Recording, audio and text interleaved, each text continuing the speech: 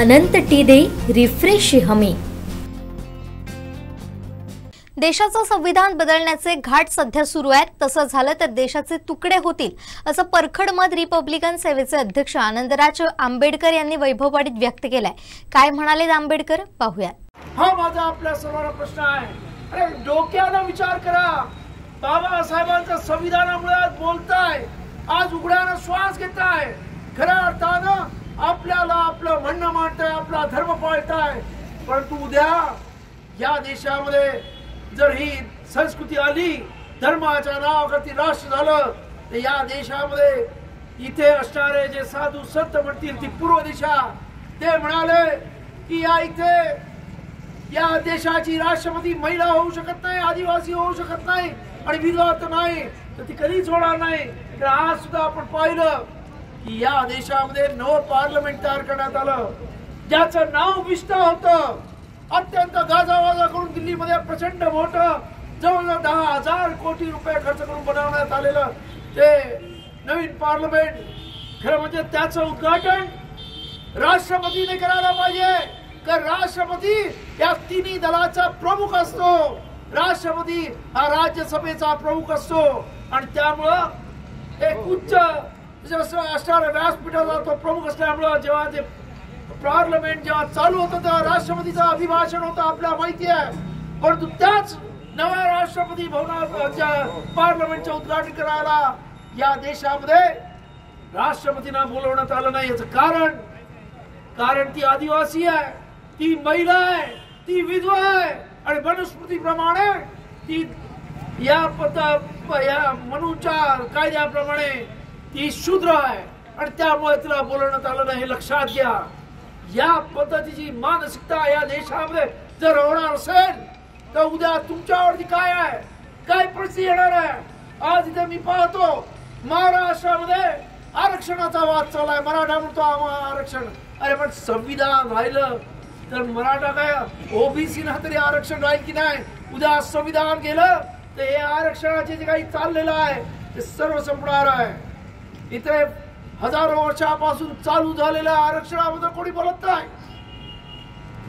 त्याच्यावरती राम मंदिर बांधतात, तिथे फक्त ब्राह्मणांना पुजारी बनवणार, त्याच्यावरती कोणी भाष्य करत नाही, ते आरक्षण चालू राहतं।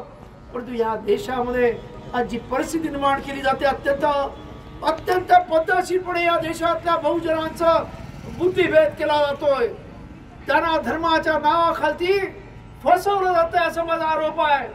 आज या देशामध्ये तेली माळी कोळी स्वतःला ओबीसी समजतो, पण त्याने स्वतःला पारखून पाहिलं पाहिजे मी कोण आहे। माझं पूर्ण मत आहे की हिंदू धर्मामध्ये 4 वर्ण आहेत। एक ब्राह्मण स्वतःला देवाच्या लेवलचा समजणारा आहे, दुसरा क्षत्रिय स्वतःला युद्ध करणारा, आपल्या महाराष्ट्रामध्ये ज्याला मराठा समजला तर तिसरा असतो तो वैश्य जो व्यापार करतो आणि चौथा शूद्र तो म्हणजे 12 बलुतेदार ज्याला तेली माळी कोळी साळी असं म्हणतात, ते सर्व शूद्रामध्ये येतात। आज दुर्दैवानं हीच मंडळी हिंदू धर्माची कावड उचलतात आणि या देशामध्ये भांडणामध्ये पुढे होतात। अरे आपण कोण आहात, आपली पायरी कुठची आहे हे आपण जोपर्यंत कळणार नाही तोपर्यंत खऱ्या अर्थानं तुम्हाला या देशाचं राजकारण कळणार नाही। तुम्हाला वापरलं जातंय, आजपर्यंत तुम्हाला वापरलं जातं, सतत वापरला गेलेला आहे। आजपर्यंत या देशामधल्या बहुजनांना फक्त गुलामगिरी करायला लावलेली आहे। वरच्या तिन्ही वर्णांची गुलामगिरी करणं हे चतुर्थ म्हणजे या शूद्र श्रेणीमधल्या लोकांना काम दिले, त्यासाठी तू कार्पेंटर बन, तू लोहार बन, तू माळी बन, फक्त वरच्याची सेवा कर। ही काय पद्धत आहे? हे सर्व संपायला पाहिजे असेल तर खऱ्या अर्थाने बाबासाहेबांचा विचार या देशामध्ये टिकला पाहिजे, संविधान टिकलं पाहिजे। संविधानामुळे आज या देशामध्ये आपल्याला आज स्वातंत्र्य आहे, आज व्यक्ती स्वातंत्र्यामुळे मी बोलू शकतोय हे आपण लक्षात घ्या। त्या विरुद्ध त्याच्या वर्षे आज जातीमध्ये भांडण लावली जाते। Maratha versus Kunbi, Maratha versus OBC, Dalit versus Maratha, वेगवेगळ्या प्रकारचे वाद निर्माण करून आपली सत्ता निर्माण करायचा प्रयत्न इथे केला जातोय। आणि म्हणून खऱ्या अर्थानं या देशाला महासत्ता बनवायची असेल तर संविधानाला पर्याय नाही. किंबहुना आज जे हे म्हणतात की आम्हाला धार्मिक राष्ट्र बनवायचं आहे, मला त्यांना सांगावं असं वाटतं की या इथे आमचा देश स्वतंत्र झाला त्याच दिवशी एक अजून दुसरं राष्ट्र निर्माण झालं ज्याचं नाव पाकिस्तान आहे. जो धर्मानं मुस्लिम आहे, त्यांचं संविधान मुस्लिम धर्मावर आधारित आहे आणि त्यांची भाषा एक आहे, त्यांची संस्कृती एक आहे, तरी त्यांची दोन शक्ल होतात, एक पाकिस्तान आणि बांगलादेश. आणि आमच्या देशामध्ये अनेक धर्म, अनेक भाषा, अनेक संस्कृती, अनेक रूढी, अनेक परंपरा असं असताना सुद्धा हा देश एक अखंड आहे, एकसंघ आहे.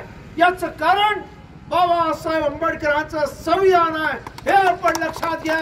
आणि त्यामुळं या संविधानाला हात लावणारे हे या देशाचे पाप करणारे आहेत. उद्या हे संविधान बदललं तर या देशाचे तुकडे व्हायला वेळ लागणार नाही. कारण आम्ही देशभर फिरतो, आम्ही साऊथला त्या तामिळनाडू जातो, आंध्र प्रदेशमध्ये जातो, इथं उत्तरेत आम्ही युपी बिहार मध्ये जातो. एवढं कल्चर फरक आहे, खाण्यापासून बोलण्यापासून ते देवांपासून ते सणापासून सर्व फरक आहे. तरी हा देश एक संघ आहे, कारण बाबासाहेब आंबेडकरांचं संविधान आहे.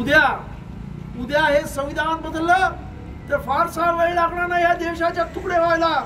कारण आतापर्यंत आपण पाहिलं की ह्या ब्रिटिश आणण्याच्या आधी या देशामध्ये 227 संस्थानं होती, वेगवेगळे राजे होते, ते वेगळ्या पद्धतीने राज्य करायचे. ब्रिटिशांनी आले त्या ह्या संपूर्ण देशाला एकसंघ करण्याचा प्रयत्न केला आणि संविधानाने त्याला खऱ्या अर्थानं एक वेगळं आपल्या देशाला रूप दिलेलं आहे. आणि त्यामुळं हे संविधान वाचलं पाहिजे. या संविधानाला खऱ्या अर्थानं आपण सर्वांनी एक संघ, एक मुखानं, एक दिलानं पाठिंबा दिला पाहिजे. आज जे स्वतःच्या फायद्यासाठी संविधान बदलू पाहतात त्यांना आज खऱ्या अर्थानं रस्त्यावरती उतरून आमचे दिवसभरातले सर्व अपडेट्स, ताज्या घडामोडी आणि थेट लाईव्ह पाहण्यासाठी सबस्क्राईब करा, लाईक करा कोकणचं नंबर 1 महा चॅनल कोकण 7 लाईव्हचं YouTube चॅनल.